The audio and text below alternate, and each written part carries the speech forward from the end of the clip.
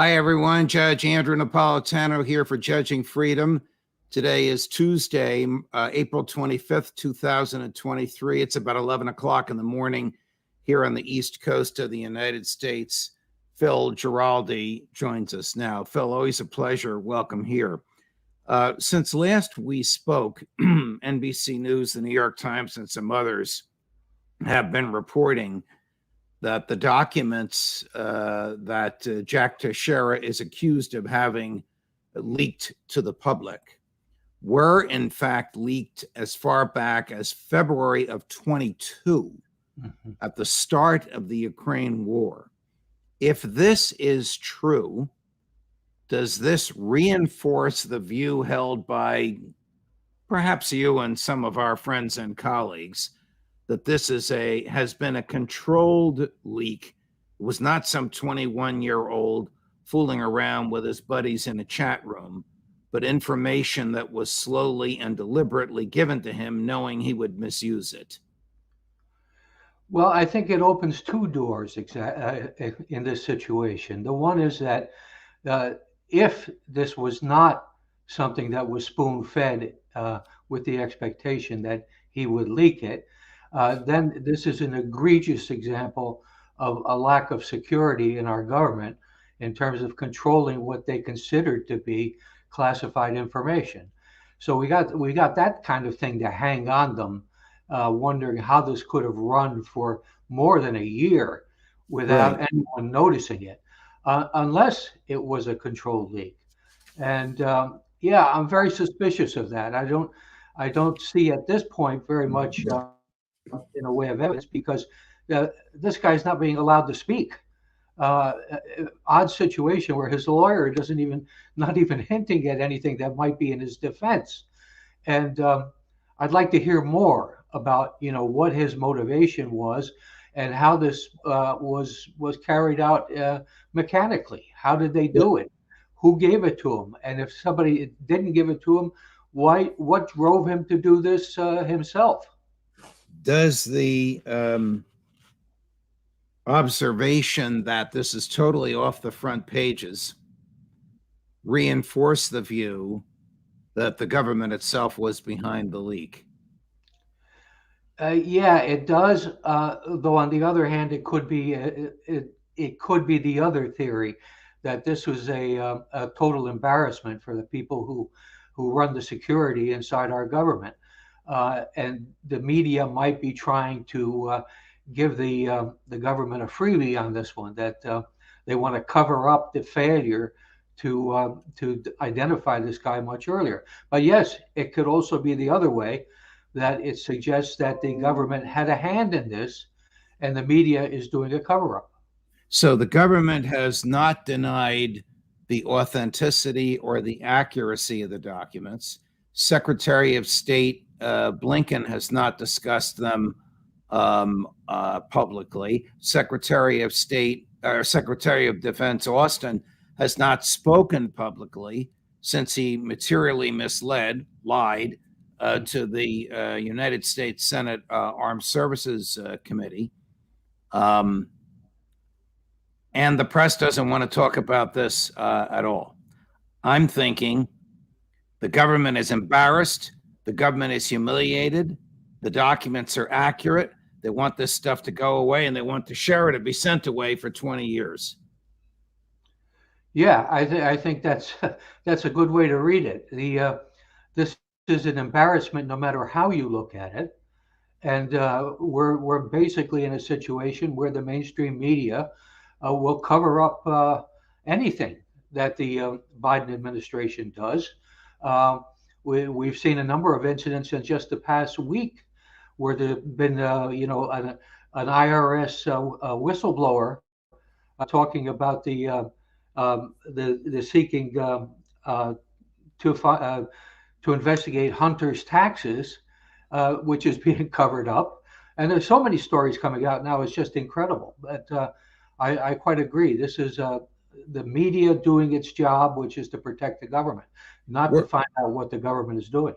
Were you surprised at the testimony of former acting CIA director Mike Morrell when he threw Tony Blinken under the bus and basically said, yeah, that letter that I orchestrated my ex-intelligence community buddies to sign in October of 2020, poo-pooing the Hunter Biden laptop, was done at the request of Tony Blinken. It was a senior campaign official for Joe Biden at the time.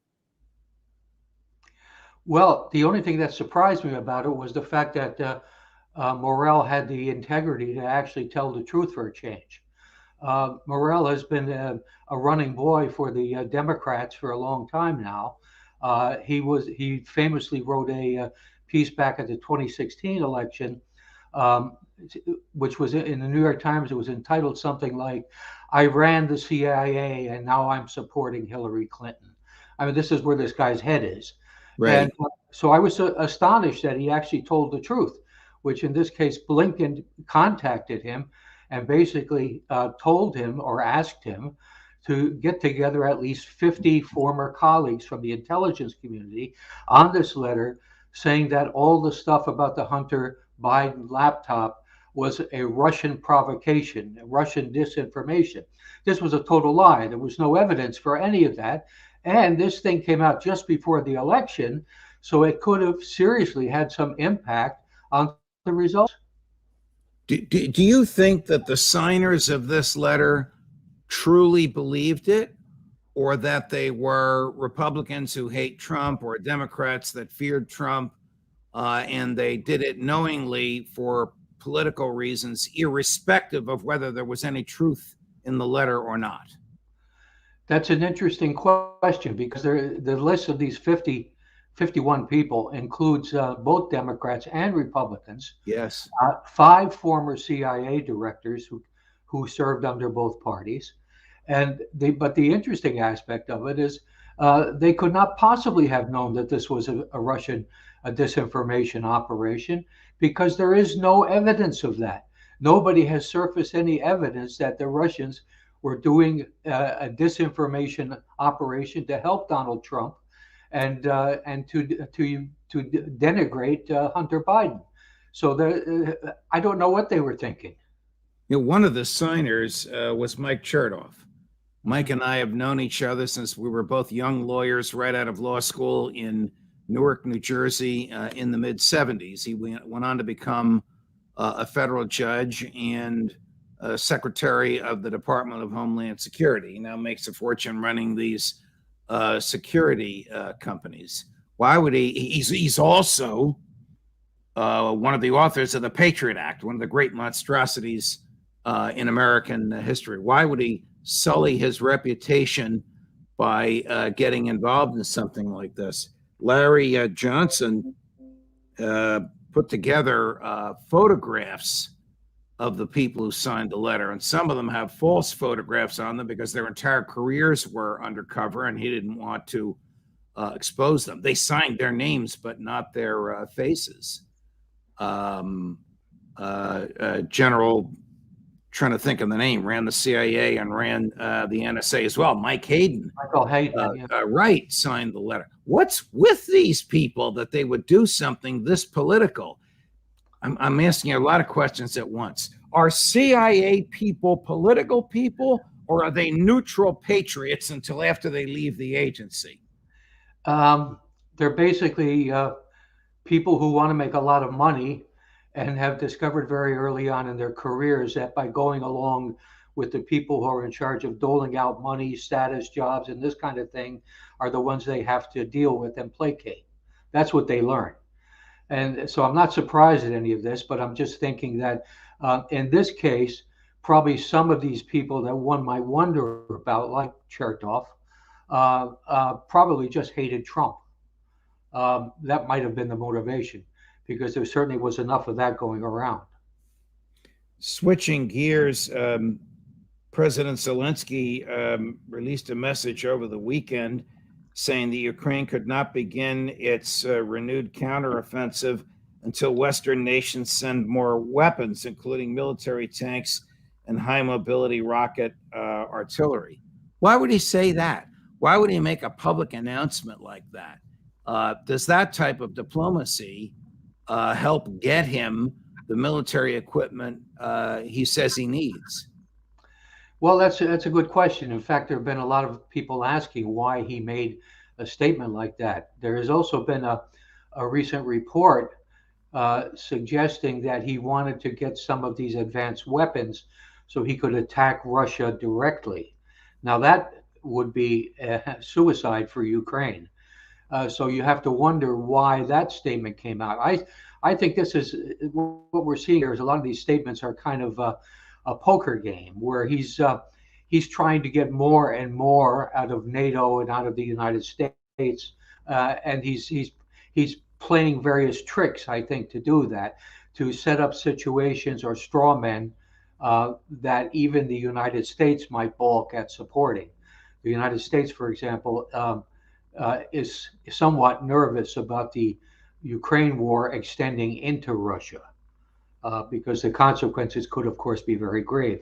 So Well, I think we're seeing a lot of that. if the United States is worried about the Ukraine war extending into Russia, it should restrain the number 3 person in the Department of State, Victoria Nuland, who says that Russian personnel, Russian drones, Russian military equipment, Russian facilities in Crimea are legitimate Ukrainian and legitimate American targets. Yeah, Now, well, I have to agree with you. I think Victoria Nuland should have been restrained over 10 years ago. Uh, the problem is this Victoria is a neocon, and she basically believes in the assertion by force by the United States in many global venues is a legitimate right of the United States as granted by the Constitution to the president and Congress. I think this is nonsense. I think if you want World War III or if you want to destroy the planet, this is a good way to be thinking. she, a lot of us believe she was the orchestrator of the coup, so-called color revolution in the streets of Kyiv and other Ukrainian cities in 2014, where the then popularly elected Ukrainian president, close to President Putin but publicly neutral, was forced from office. When the CIA does something like that, how do they do it? How do they get hundreds of thousands of people demonstrating in the streets? Well, actually, in this case, it wasn't the CIA. It was essentially the State Department and the various agencies that are attached to it. Uh, the NED, for example, would be the National Endowment for Democracy, would be one such agency working under the cover of the State Department. But that's a fine point. The United States and does a lot of this kind of work using money. You subsidize opposition parties. You subsidize opposition leaders. You hire journalists who will write stories that are negative about the government going on there. Victoria Nuland, insofar as I've noted, more or less admitted to that's what we were doing, and she also admitted that we had spent $5 billion over the course of a few years to do it. I know she took glee in it, but I didn't know that she had actually admitted it. At the time, I think she was an embassy official. Now, of course, she's number 3 in the State Department. Switching gears a little bit, over the weekend, former Russian President Dmitry Medvedev, so Putin's president for 2 terms, the Russian Constitution prohibits a 3rd term. Medvedev becomes president. He appoints Putin as prime minister. They change the Constitution. Putin's now in his 3rd term after that 1-term break. So you follow all this math. He's in his 5th term as president.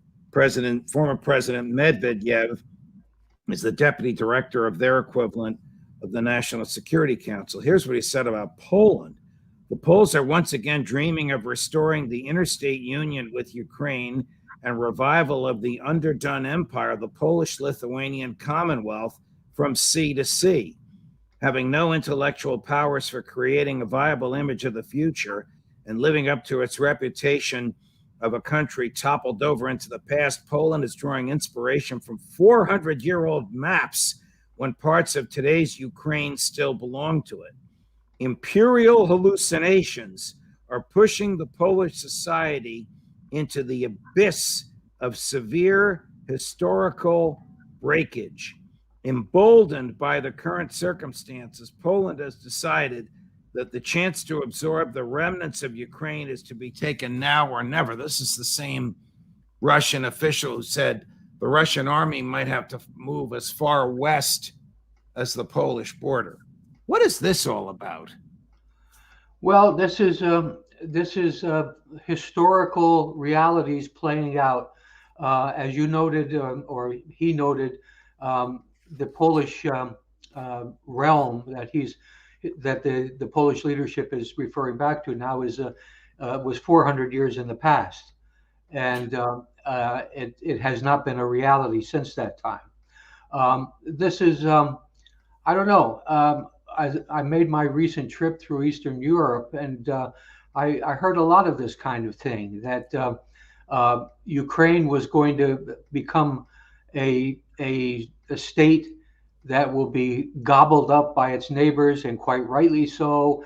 And the Russians, have to be resisted. It's all like people are dredging into their history books to look for justifications to try to get something out of this. And I don't believe they're thinking very deeply on this. All this kind of rhetoric is very dangerous, and it pushes the nuclear clock that much closer. Does Poland have its finger on a trigger? Is the Polish leadership champing at the bit to enter the war in Ukraine? I think they are, to a certain extent. I don't know to what extent the United States and maybe Germany are trying to restrain them. I would hope that they are. And of course, Poland is in an alliance, NATO, so it can't really act unilaterally in this sense. But the fact is, this is the language that's coming out.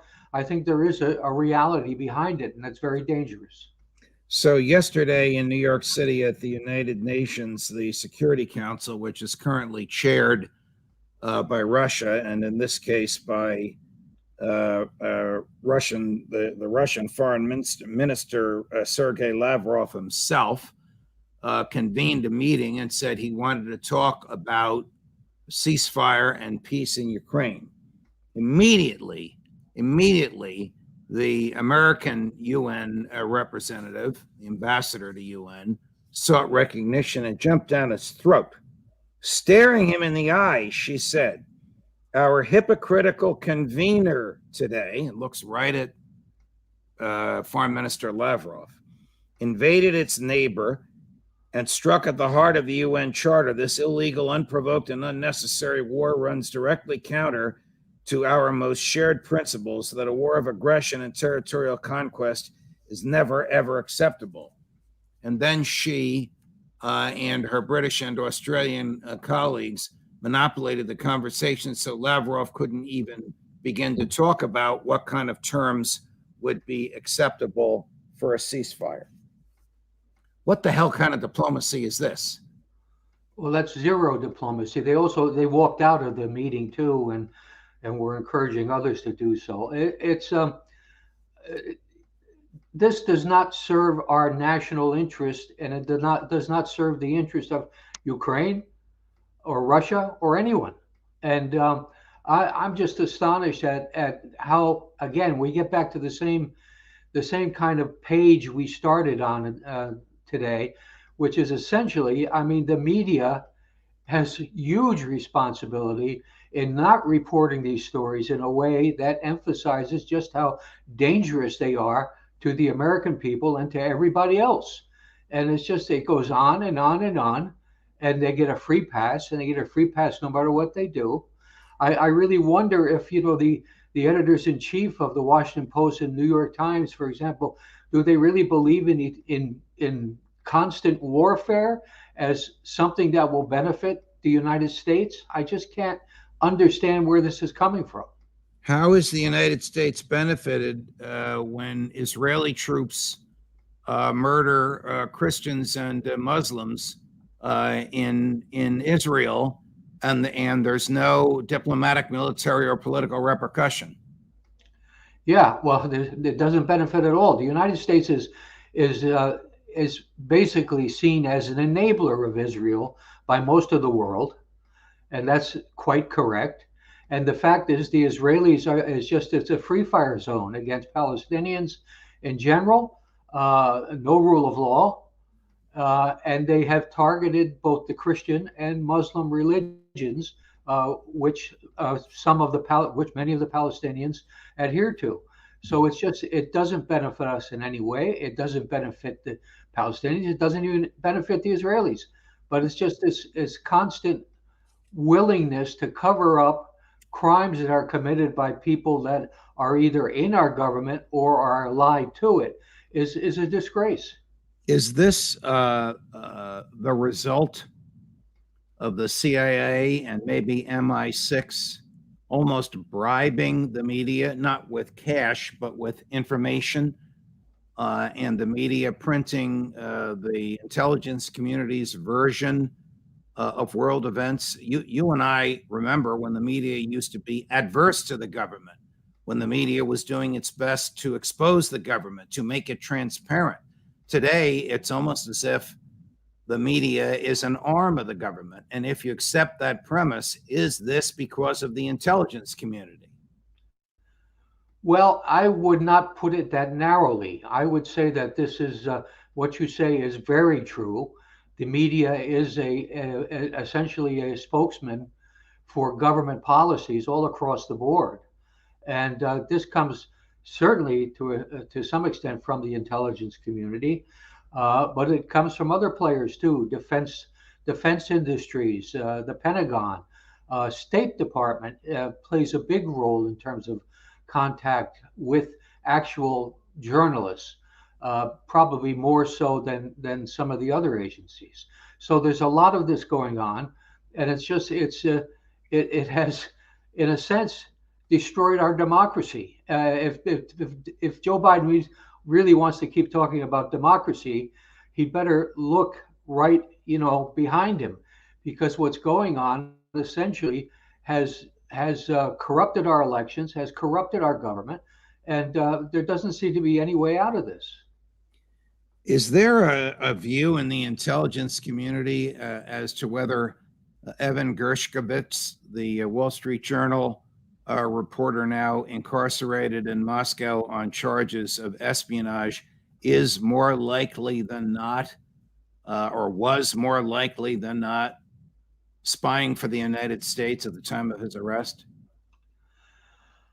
I have been told by a usually reliable source that he was indeed in close contact with the U.S. Embassy and would go in to the embassy and share information with embassy officers.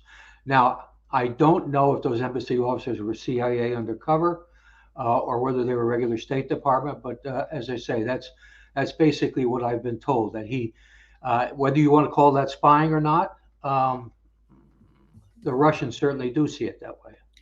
If he did that on a regular basis, the Russians would have known it, right?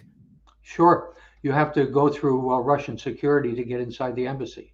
So he would have to produce identity documents, and if he was going in there every week, every 2 weeks, whatever, they would know about it. How difficult would it have been for the Russian, I don't know what you call them, FSB, internal security, intelligence community, whatever, to surveil his mobile device and follow his movements? It would have been very easy.